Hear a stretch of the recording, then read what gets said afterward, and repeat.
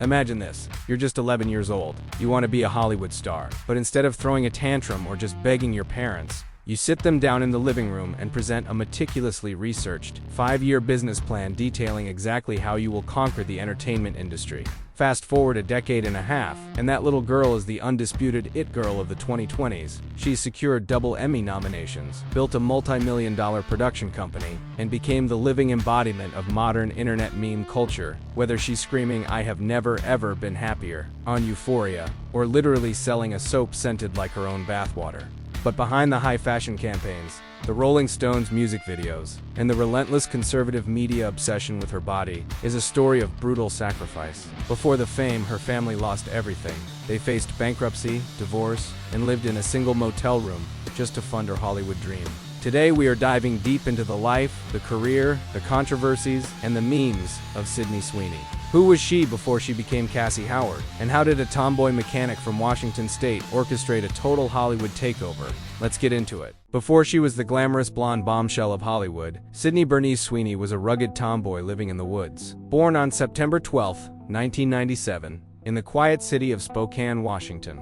Her upbringing was as far away from the Hollywood hills as you can get. Her mother, Lisa, was a former criminal defense lawyer, and her father, Stephen, worked in the hospitality industry and as a pharmaceutical rep. Sydney was raised in the Idaho Panhandle, living in a rural lakeside home that her family had owned for 5 generations. Raised in a religious household where electronics and TV were heavily discouraged, Sydney spent her childhood outside. And we aren't just talking about playing in the sandbox. To help manage her severe hyperactivity, her parents enrolled her in combat sports at the age of 5. Sydney trained intensely in taekwondo, jiu-jitsu, grappling, and kickboxing. She was fiercely competitive, playing on the boys' soccer and baseball teams, competing in snow slalom skiing, and constantly wakeboarding. In fact, she still bears a permanent scar near her eye from a horrific childhood wakeboarding accident where the edge of the board propelled backward and sliced her face open. But despite being a tomboy athlete, a math club enthusiast, and a member of her school's robotics team, Sydney possessed a wild imagination. Her parents nurtured her creativity, letting her believe in Santa Claus until the 7th grade. She naturally gravitated towards storytelling and acting. The spark truly ignited in 2009 when an independent zombie comedy film called ZMD, Zombies of Mass Destruction, came to film in her hometown. Sydney desperately wanted to audition to be an extra. Knowing her parents wouldn't just say yes to a childish whim, the 11-year-old drafted an ambitious professional 5-year business plan outlining how acting could be a viable career.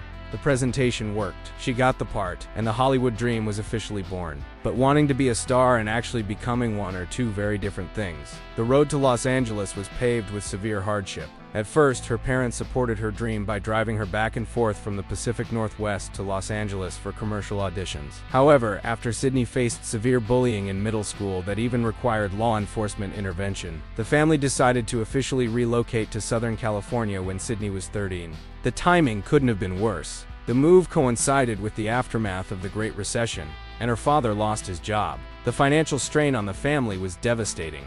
Sydney has openly shared that her family essentially lost everything to support her dream. They couldn't afford a home, so they lived in a single motel room. Sydney shared a bed with her mom, while her dad and little brother Trent slept on a couch. The massive financial pressure ultimately destroyed her parents' marriage. They filed for bankruptcy and divorced in 2016. For a teenager, this was an unbearable weight. Sydney felt deeply responsible for the collapse of her family. But instead of giving up, this guilt morphed into an unstoppable, almost terrifying work ethic.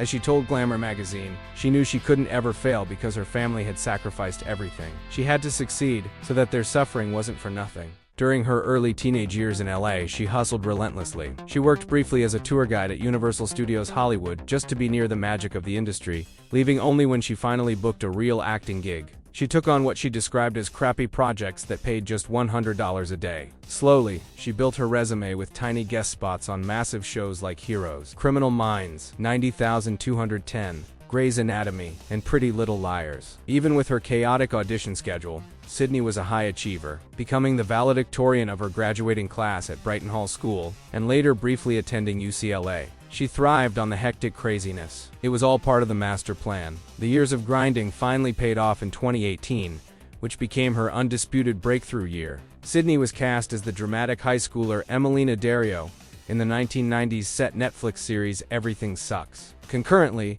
she landed the role of Alice, a tragic young roommate in a psychiatric facility, in the highly acclaimed HBO miniseries Sharp Objects, acting alongside Amy Adams. To prepare for the dark role of Alice, Sydney intensely studied stories of girls who experienced mental illness and self-harm, even visiting hospitals to speak with patients. Her dedication was so impressive that the director kept writing her into more scenes than originally planned. The craziest part of this era? She filmed both shows at the exact same time, shooting Everything Sucks during the week and tapping into intense trauma for Sharp Objects on the weekends. That same year, she joined the cast of Hulu's dystopian powerhouse, The Handmaid's Tale, as Eden Spencer, a pious, obedient teenage bride whose tragic storyline captivated audiences. This role earned her a Screen Actors Guild Award nomination for Outstanding Performance by an Ensemble. Her rising momentum finally caught the eye of legendary director Quentin Tarantino, who cast her as a Manson family member named Snake in his 2019 Oscar-winning film, Once Upon a Time in Hollywood. Sydney Sweeney had arrived, but she was about to become a global phenomenon. Nothing could prepare Hollywood or the internet for the cultural earthquake that was HBO's Euphoria. Ironically, the show's casting director initially didn't think Sydney was right for the part of Cassie Howard and actively discouraged her from auditioning. Ever the fighter, Sydney taped an audition from her home with her mom's help and sent it in, anyway landing the role that would permanently alter her life. Cassie Howard quickly became the most debated, memed, and psychoanalyzed character on television. As a character, Cassie is a tragic, brilliant exploration of the daddy issues trope and the desperate, hollow search for male validation. The show portrays how Cassie relies on her sexuality as a coping mechanism, a habit born from being treated as a sexual object by the world from the exact moment she hit puberty. Her behavior in Season 2 sparked a massive cultural conversation. After Cassie betrays her fiercely loyal best friend Maddie to secretly sleep with the sociopathic Nate Jacobs, Twitter completely exploded. Half the internet wanted her canceled, ready to see Maddie bash her skull in, while the other half formed a shadowy online collective called the Cassie Hive to defend her. Sydney's brilliant performance gave birth to what psychologists call compassionate cringe. As audiences, we felt the agonizing, visceral embarrassment of watching a girl destroy her entire life for a toxic guy. We laughed, but we also cringed because it reflected the desperate, embarrassing lengths many young women go to when possessed by a crush. The internet turned Cassie into a meme factory, from her holding her breath while hiding in the bathtub, to her manic, 3-hour 4 a.m. beauty routines, where she literally ice-rolled her face and dressed like a 1950s Stepford wife just to get Nate's attention. Who could forget her showing up in a Dolly Parton-esque country outfit screaming, "Do I look like I'm in Oklahoma?" Or the ultimate meme, a tear-soaked Cassie smiling psychotically and screaming, "I have never ever been happier." But playing Cassie also placed Sydney at the center of a toxic real-life discourse surrounding on-screen nudity.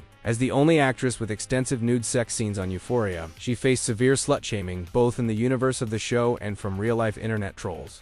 Yet Sydney remained completely unapologetic. She pushed back hard against the stigma, asserting her confidence and body positivity. When the media constantly commented on her revealing outfits, she famously hit back, "I just have tits," rejecting the idea that her body defines her or makes her performances any less artistic. She proudly stated, "I find empowerment through embracing the body that I have." Her fearless, vulnerable portrayal of Cassie earned her a Primetime Emmy nomination for Outstanding Supporting Actress in a Drama Series in 2022. Proving she wasn't a one-trick pony. That exact same year, she earned a second Emmy nomination for her starkly different role as Olivia Moss Bacora, terrifyingly cynical mean girl college student in Season 1 of HBO's The White Lotus. Most actors would ride the wave of two hit HBO shows and wait for the phone to ring. Not Sydney. Refusing to be typecast or financially vulnerable, she launched her own production company, 50/50 Films, in 2020. Sydney has been incredibly blunt about the financial realities of modern Hollywood, famously going viral for pointing out that because streamers don't pay residuals, she couldn't afford to take a 6-month break without going broke paying her agents, lawyers, and publicists. So she became the boss. Through her production company, she executive produced and starred in the 2023 romantic comedy Anyone But You, alongside Glenn Powell. Sydney proved she was an absolute PR mastermind during the film's press tour, recognizing that rom-coms thrive entirely on chemistry and gossip. She and Powell purposefully leaned heavily into rumors that they were secretly having an affair, sending the internet and tabloid magazines into an absolute frenzy. The result? The movie became a massive commercial sleeper hit, grossing over $220 million worldwide and single-handedly reviving the theater rom-com genre. She then produced and starred in the 2024 psychological horror film Immaculate. Sydney had originally auditioned for this exact project back in 2014 when she was completely unknown. When the film languished in development hell, she used her newfound power to track down the rights to the script, bought them herself, hired her own director, and got the movie made. She also proved she can take a joke. When she appeared in Sony's critically panned superhero film Madame Web, she took the box office flop in stride. While hosting Saturday Night Live in 2024, she famously joked in her monologue, "You definitely did not see me in Madame Web." But her pure acting chops remain undeniable. She starred in the 2023 docudrama Reality, playing real-life NSA whistleblower reality winner. The film's script used the exact word-for-word FBI interrogation transcripts. This required Sydney to deliver an ultra-precise, completely deglamorized performance, utilizing subtle micro-expressions to convey a sense of creeping dread as the FBI closed in on her. Critics called the performance a masterclass, proving she was far more than just a glamorous teen drama star. As her star rose, so did the internet's obsession with her, leading to some truly bizarre cultural controversies. She became an ambassador for major global brands like Armani Beauty, Laneige, Miu Miu, and Ford. But things got weird in 2025. First, there was the bathwater soap, leaning into a viral, incredibly weird meme from the movie Saltburn. Sydney personally pitched a marketing idea to the personal care brand Dr. Squatch. They released a limited edition, exfoliating soap literally called Sydney's Bathwater Bliss, which playfully claimed to contain a touch of Sydney's real bathwater. The internet lost its collective mind, and the product was a viral sensation. Then came the American Eagle jeans controversy. A campaign titled "Sydney Sweeney Has Great Jeans" featured her saying, "Jeans are passed down. My jeans are blue." Somehow a vocal minority on the internet and certain academics spun this innocent pun into a bizarre accusation that the ad, featuring a conventionally attractive, blonde-haired, blue-eyed woman talking about great jeans, was secretly promoting eugenics and white supremacy. The media firestorm was ridiculous, reaching all the way to politicians and right-wing commentators who praised her breasts as the death of woke. Sydney found the political and cultural obsession with her appearance completely weird and out of her control. She reminded the world that her body doesn't define who she is, brushing off the noise and continuing to secure the bag. Outside the chaotic spotlight, Sydney's personal life is a sharp contrast to her Hollywood persona. For one, she's a massive gearhead. She restores vintage cars in her spare time, including a 1969 Ford Bronco and a 1965 Ford Mustang, often posting her mechanical work on TikTok. She even designed a custom 2024 Mustang in partnership with Ford. In her romantic life, she has kept things relatively private. She was engaged to Chicago-based businessman Jonathan Davino for years, who, despite wild internet rumors, was never the heir to a pizza empire. They co-founded her production company together. But after their split in early 2025, Sydney ruthlessly restructured her empire. She dissolved their shared LLC and launched 50/50 Films Inc., where she sits firmly alone at the top as the CEO and CFO. More recently, she has been romantically linked to music executive Scooter Braun. Looking ahead, Sydney Sweeney's takeover of Hollywood is only accelerating. Her 2025 and 2026 slate is absolutely massive. She starred alongside Julianne Moore in the Apple TV Plus suspense thriller Echo Valley. She led the highly anticipated psychological thriller The Housemaid, an adaptation of the best-selling novel, which went on to become her highest-grossing film yet, pulling in over $385 million at the global box office. She completely transformed her body, undergoing grueling training to play professional boxer Christy Martin in a highly acclaimed biopic. She is also attached to play classic old Hollywood icon Kim Novak in the upcoming film Scandalous, and is set to star in an epic sci-fi reboot of the cult classic Barbarella. Oh, and let's not forget, she'd finally be returning to the role that made her a superstar when Season 3 of Euphoria drops in 2026. From drafting a 5-year business plan at age 11, to watching her family lose everything, to building a multi-million-dollar acting and producing empire by her mid-20s, Sydney Sweeney is the definition of a self-made Hollywood titan.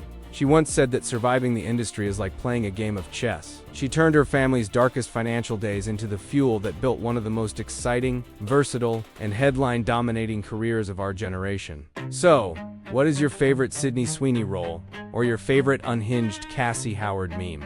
Let us know down in the comments below. If you enjoyed this deep dive into the life of Hollywood's biggest rising star, make sure to hit that like button, subscribe to the channel, and ring the bell so you never miss another celebrity biography.